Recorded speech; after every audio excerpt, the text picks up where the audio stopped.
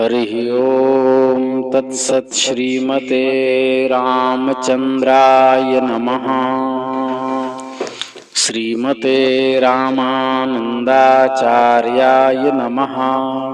श्रीमते मलूकदासाय नमः।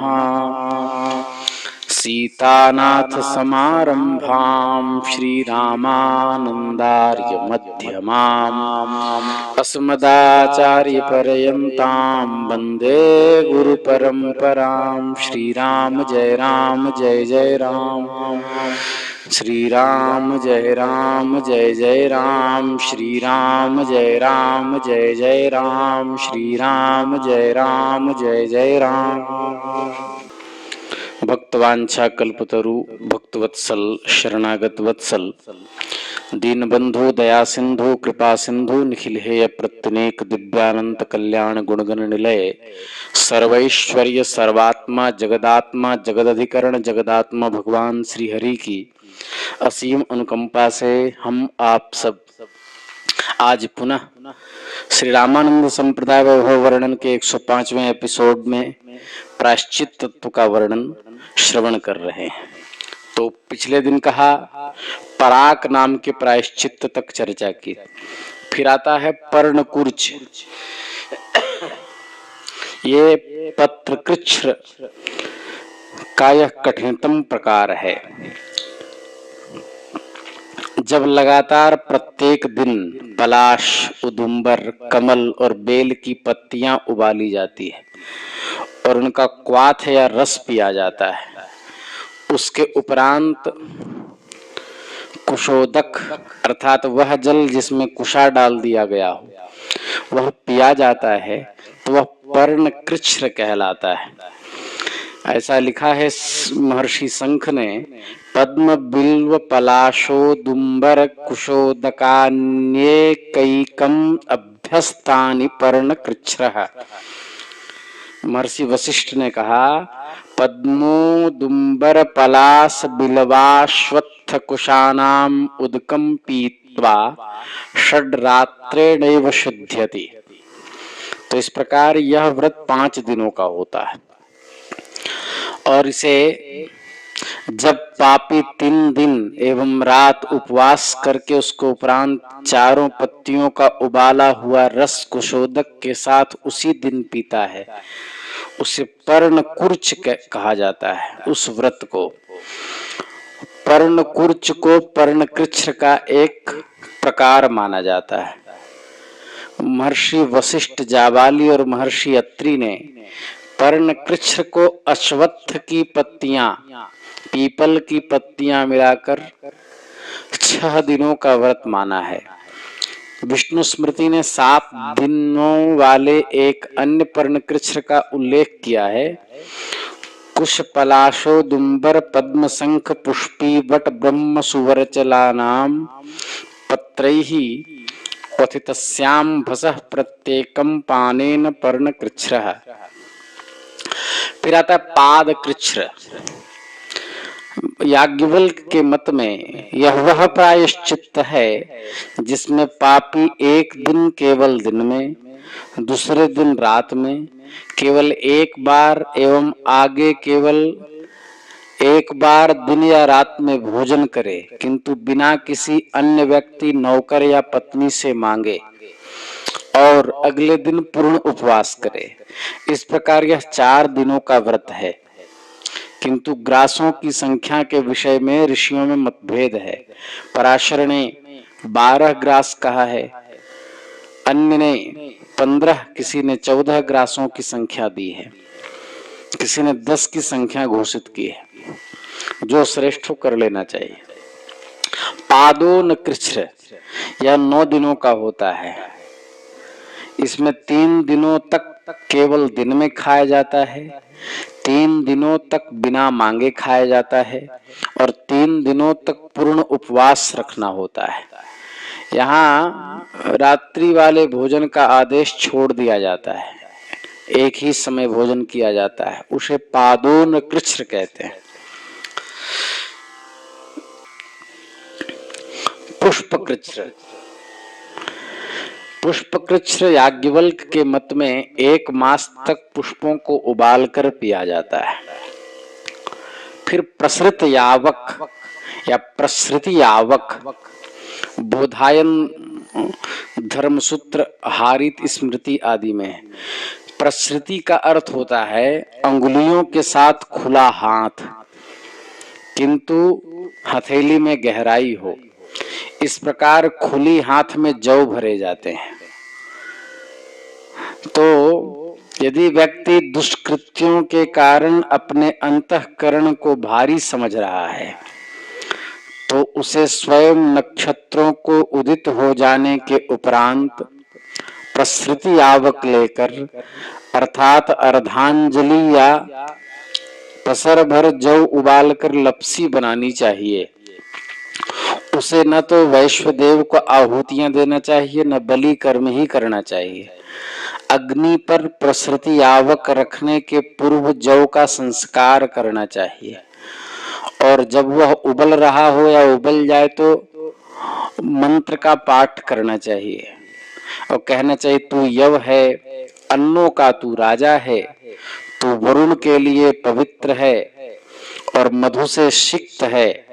ऋषियों ने तुझे सभी पापों का नाशक एवं पवित्र माना है।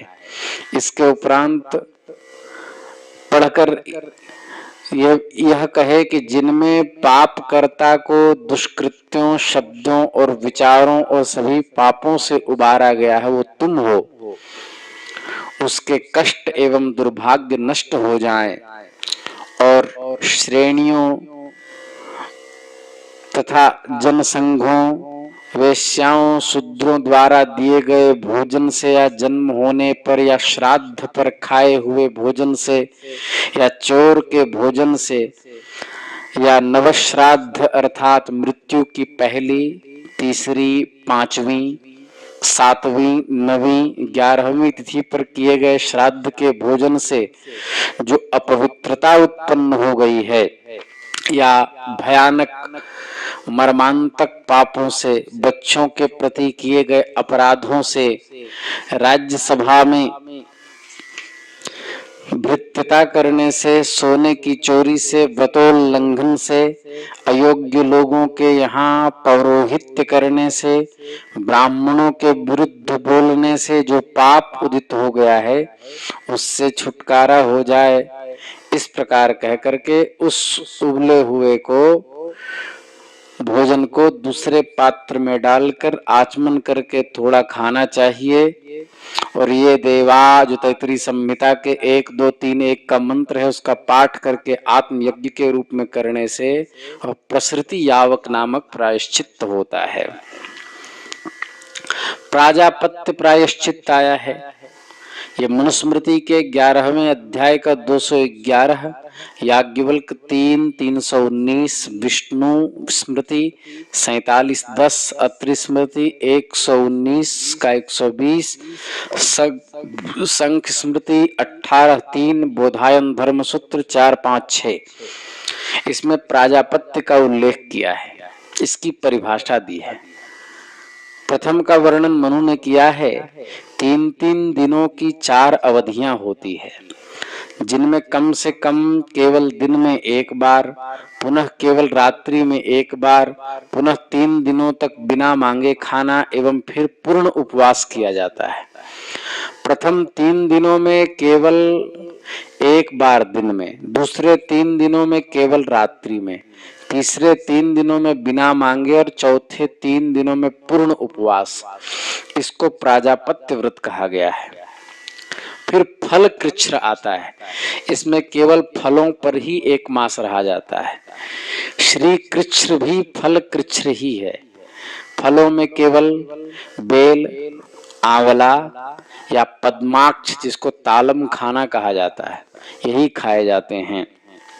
ऐसा याज्ञवल्क्य आदि में आया यथा हमार कंडेय फलैर्मासेन कथितः फलकृच्छ्रो मनीषिभिः श्रीकृच्छ्रः श्रीफलैः प्रोक्तः पद्माक्षरैः परस्तथा मासेनामलकैरेवं श्रीकृच्छ्रमपरं स्मृतं पत्रैर्मतः पत्रकृच्छ्रः पुष्पैस्तत्कृच्छ्र उच्यते मूलकृच्छ्र स्मृतो मूलैस्तोयकृच्छो जलेन तु। ऐसा आया है। फिर ब्रह्मकुर्च नामक प्रायश्चित आता है। जब व्यक्ति एक दिन उपवास करके दूसरे दिन पंचगव्य के पदार्थों को वैदिक मंत्रों के साथ मिलाता है और मंत्रों के साथ उन्हें ग्रहण करता है, उसे ब्रह्मकुर्च कहा जाता है।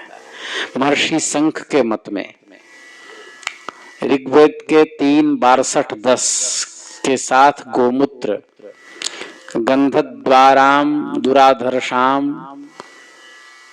और तैतरीय आरण्यक 10:1 के साथ गोबर का रस और ऋग्वेद के 1:91 का 16 आप्यायस्व इस मंत्र के साथ दुग्ध और ऋग्वेद के 4:39-6 दधिक्राणों के साथ दधि और वाजसेनीय संहिता तेजोसि शुक्रम समृतम धामना मासी प्रियम देवानामना धृष्टम देवी जन्मसी के साथ घृत एवं वाजसेनीय संहिता 22:1 ऐतरीय ब्राह्मण 36:3 के देवस्वत्वा के साथ कुशोदक मिलाए जाते हैं। जाबाल का कथन है, जब व्यक्ति एक दिन एवं रात विशेषतः पूर्णिमा को पूर्ण उपवास करता है और दूसरे दिन प्रातः पंचगव्य पीता है, यह कृत्य ब्रह्मकुर्च कहलाता है।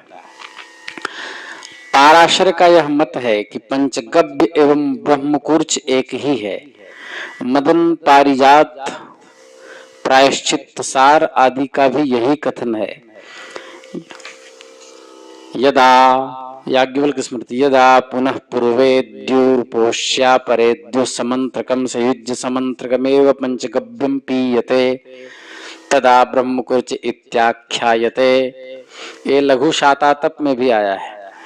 इसलिए ब्रह्मकुर्च और पंचगव्य दोनों में भेद नहीं है। और कुछ महामूर्ख जो हैं वो सनातनियों को गोबर खाने वाला, गोमूत्र पीने वाला, पशु मूत्र पीने वाला कहते हैं और कहते हैं कि ऐसा कोई शास्त्रों में प्रमाण नहीं है। उनके लिए हम इन प्रमाणों को उद्धृत कर दिए हैं। हेमाद्रि आदि का भी वचन है।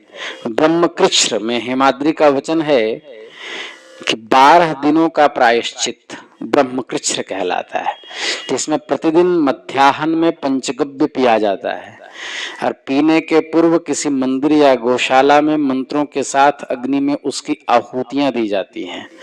संध्या तक भगवान विष्णु का ध्यान किया जाता है, किसी देव प्रतिमा के पास सोया जाता है और तांबूल एवं अंजन का प्रयोग छोड़ दिया जाता है।